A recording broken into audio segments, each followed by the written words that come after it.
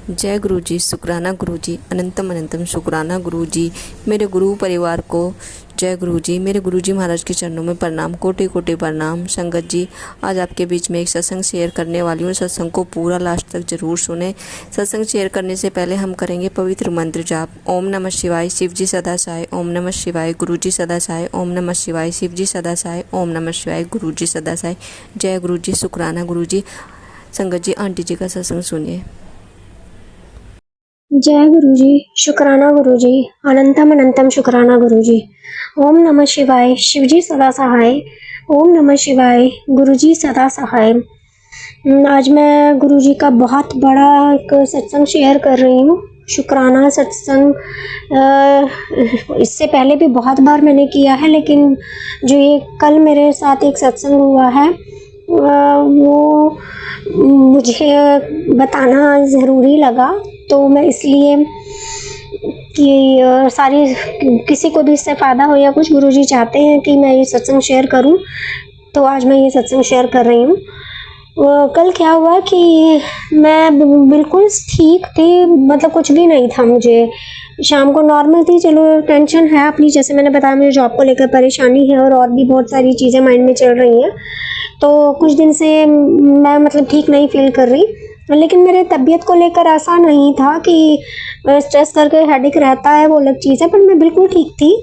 मैं नीचे गई थोड़ा मार्केट तक, कुछ मुझे लेना था, और क्या हुआ कि गई तो मैं अच्छी बोली थी, मैं एक शॉप पे मुझे कुछ निकलवाना था, मैं 15-20 मिनट वहाँ पे भी रुकी रही, मुझे कुछ नहीं हुआ।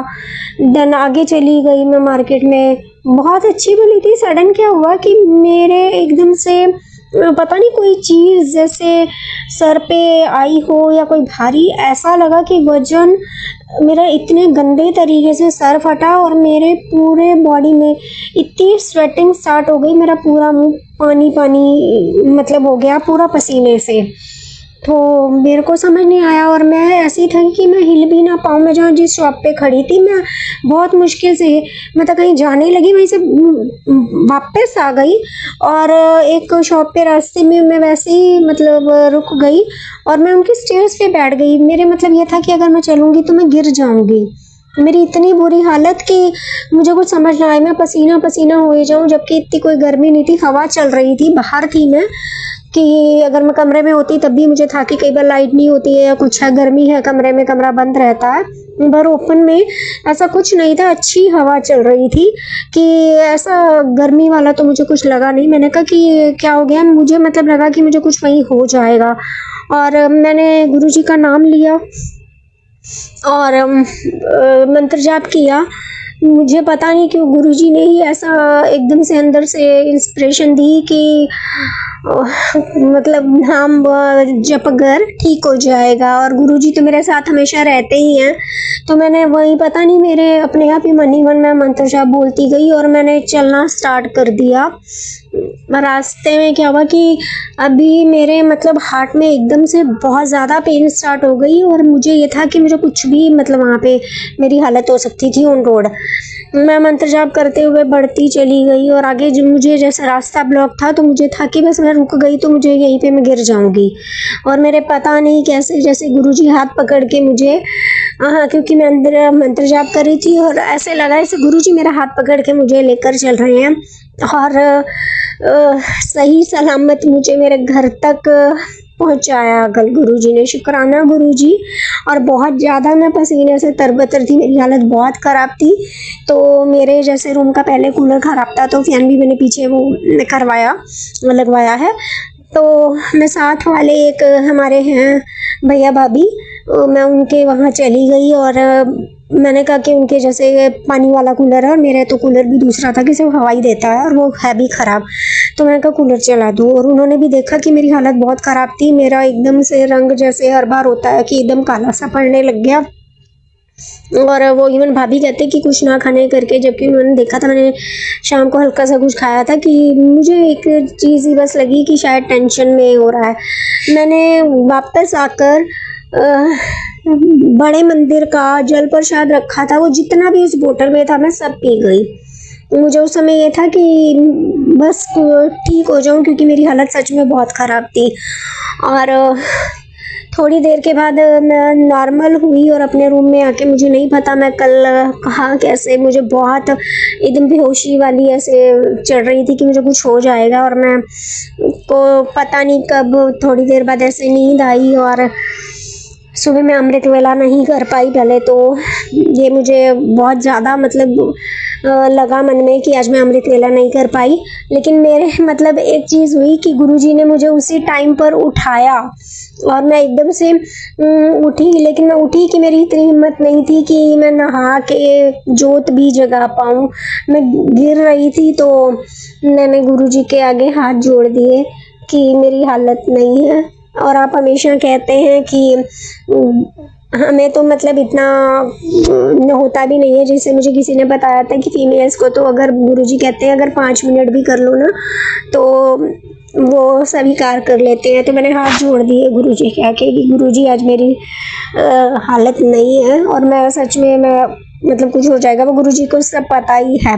और मैंने हाथ जोड़े और मैं फिर से सो गई, जबकि सच में ये मुझे नहीं पता कि क्या ऐसा कष्ट आया, लेकिन गुरुजी ने सच में इसे कटवाया है। शुक्राना गुरुजी। कल एक बार फिर से जैसे मैं हमेशा कहती हूँ कि मुझे मौत के मुंह से निकाल के ले आए गुरुजी, हर बार की तरह। और मैं पिछले दिन बोल भी रही थी कि या तो ठीक कर दीजिए फुफ्ती, पर जब ऐसा एकदम से कष्ट आया तो हालत बहुत ख़राब थी। तो उसका जवाब तो मुझे गुरुजी ने दे दिया कि मुझे कुछ नहीं होने वाला है क्योंकि गुरुजी मेरे साथ है। तो बार बार शुक्राना है, हर बात का शुक्राना। और मैं बाकी एक चीज़ ज़रूर बोलूँगी कि कल मेरे गुरुजी से मेरी ये अरदास कह दीजिए या एक जो भी है, मुझे नहीं आते इन शब्दों का समझ नहीं आता मैं क्या वर्ड यूज़ करूं। कल रात को मेरे को पास से रिलेटेड बहुत अजीब अजीब सी चीज़ें दिखी। जब पंजाब में हमारा एक पुराना घर होता था, मम्मी पापा तो है नहीं पर मम्मी पापा मेरे बारे में कुछ बात कर रहे थे, शायद कुछ रिश्ते से रिलेटेड थी। और कोई पास में ऐसा कुछ लगा कि कोई लड़का था उसके साथ, और जबकि कोई दिखा नहीं। और मैं अंदर ही अंदर गुरुजी को बोल रही हूँ कि गुरुजी मुझे नहीं करना है यहाँ पे। तो हुआ क्या कि मैं को जहाँ तक याद आ रहा है मैं किसी के पास मतलब गई और मेरे को यही था कि ये गुरुजी हैं, पर वो एक फीमेल उसमें थे। मैं मतलब उस चीज़ को कंफ्यूज हूँ कि ये क्या मुझे दिखाई दिया। तो मैं उस चीज़ का जवाब मतलब तो गुरुजी को पता है, और अगर कभी होगा तो वक्त से जो मुझे भी ज़रूर मिलेगा गुरुजी के थ्रू। लेकिन मैंने उनको जाके बोला कि और मुझे एग्जैक्ट यही वर्डिंग थी, गुरुजी मुझे नहीं करना है यहाँ पे, आपको सब कुछ पता है। तो मैं फिर एकदम से आगे गई तो उनका जवाब आता है कि अब तो कुछ नहीं हो सकता, अब तो शादी का दिन है, अब तो सब कुछ हो गया है।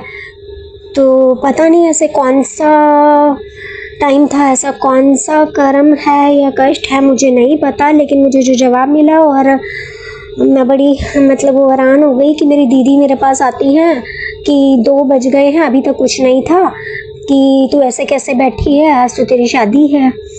तो मैं बड़ी हैरान सी हो रही हूँ और मेरे मन में बहुत उदास सा है, बड़ी परेशान हूँ।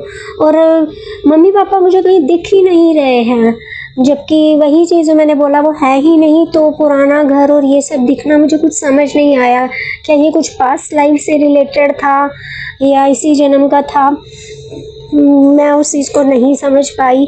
ये क्या कोई इशारा था गुरुजी का कि जैसे मैंने जब लास्ट टाइम अरदास लगाई थी अपनी एक जॉब, और मैंने बोला था कि जहाँ गुरुजी आपको अच्छा लगता है आप वही देख लीजिए, अपनी बच्ची का घर वो बसा दीजिए। अब बहुत मुश्किल होता है लोग जब गलत नज़र रखते हैं और कुछ, तो वो इशारा था या क्या था। तो गुरुजी मुझे इसका जवाब ज़रूर दीजिएगा, क्योंकि रात से मैं ये चीज़ सोच कर बड़ी परेशान हूँ कि मुझे ये क्या दिखाई दिया है।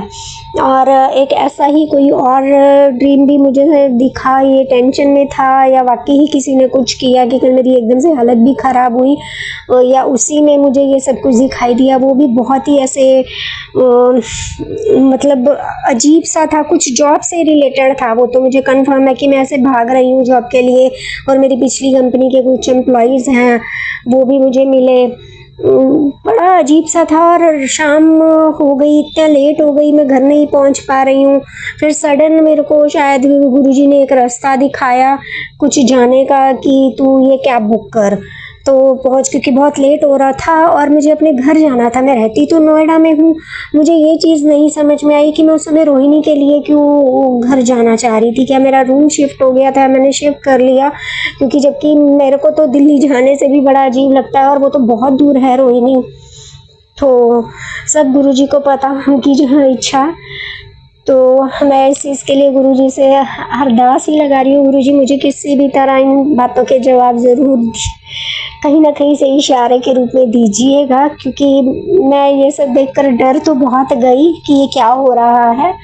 और या कोई ऐसा कर्म है या कष्ट है जो मतलब मैं दोनों उसमें ही उदास सी थी, कुछ साइलेंट थी, मतलब खुश नहीं थी मैं।